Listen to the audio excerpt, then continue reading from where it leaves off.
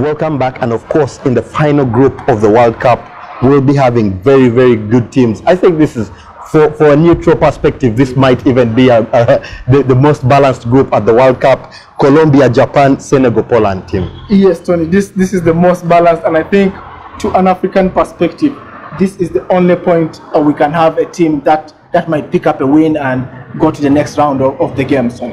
And of course, we'll be having Colombia kicking off that afternoon round of fixtures with Japan. Yeah. Colombia themselves have an injury doubt in James Rodriguez, their key man. He might be missing out on this one. He will have to pass a latent fitness test for this particular fixture.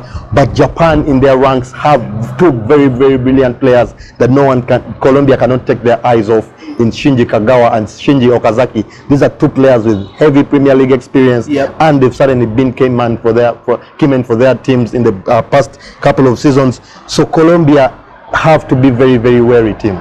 Colombia has to be wary, Tony. They must be looking at the previous performance in the 2014 World Cup, where they almost shocked everyone and they were progressing well. But if you put your eye, Rodriguez in that one was the coming top up with scorer. the first goal even of the tournament. But if you put your eye off these two boys, Okazaki and Kagawa, then you might get beaten. These are guys with a host of experience, and I believe Colombia coach should have already mentioned this in the dressing room. And I think Colombia will be able to win this game 2-1, but they will have a go. Japan will have a go for it too. Of course, it will be very, very interesting to see how Colombia does. They played really well in the South American qualifiers. They're one of the teams that came through without a lot of pressure. They played very, very well in that qualifier. I've gone for a 2-1 win for Colombia, given they can be able to pass James Rodriguez for this test. We've seen how key he has been for Bayern Munich's resurgence, especially in the second half of in the final stages, when we had the sacking of Carlo Ancelotti, who wasn't ranking him very, very highly. We saw his resurgence under Jaap Heynckes and played very, very well in that run, even in the Champions League. So it will be very interesting to see if he can start off that game. But all Africa's hopes now, team, will be hinging on Senegal when they take on a Poland side, by the way, who have the highest scorer in all of qualification for this World Cup, in Robert Lewandowski. I mean, Lewandowski is the man everyone knows is going to come hard on any team he comes against. But to Senegal, they now know they're carrying not only the Senegal flag, but the African flag, because all the other teams seem four teams seem not to be ready to qualify to the next rounds.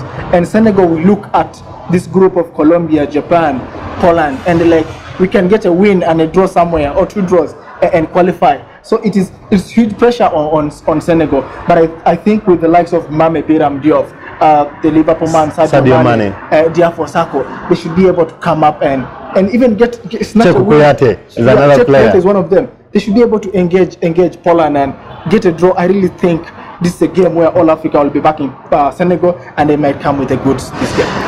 How good that will be. Of course, we saw finally a goal from the African teams last night being scored from the penalty spot by Sassi. Also a penalty awarded very, very quickly when we saw an elbow from Kyle Walker, who's a makeshift centre back for England there. Senegal will be hoping to get some points in this one, but unfortunately I've had to go for a 3-1 win for Poland, given the performances that they put up in the qualifiers. Robert Lewandowski is a very, very good player. They have another good player in Milic, who is a very, very fantastic player. He's very highly rated in the Italian Serie A, so this might be very difficult for Senegal, but let's definitely keep our fingers crossed. Fingers crossed. That's why I've gone for 1-1. Interesting there. And of course, in the final game of the evening, we'll be having Russia taking on Egypt. Egypt cannot afford any more slip-ups in this one. We've now gone into round 2 of the group. Where it's go home or stay. Yep, go home or stay. The last game could be a dead rubber for you. And if Egypt loses today, then they'll be the first team to exit the tournament. And similarly, if Russia win, then they'll be able to the first team to progress. So I'm looking at it being a high-tempo game. I don't think both teams are going to come to defend this, because there are high stakes on the table here, Tony. And it's a game I don't want to see Salah on the bench today. I want to see Salah out there trying to prove a point, because what does it mean losing and then you're out of the tournament? Salah go in there, go get the Break goal. your shoulder. Yeah. Break your shoulder. But I think it's a game that both teams are going to have a go. It's very, very interesting. Russia, of course, will come into this one with high confidence from that 5-0 win that they had in the opening fixture. And Egypt, of course, might be feeling bad after losing out at the death to that late Uruguay goal. It's a game I've given Egypt in the mother of all hopes that Egypt doesn't go home tonight.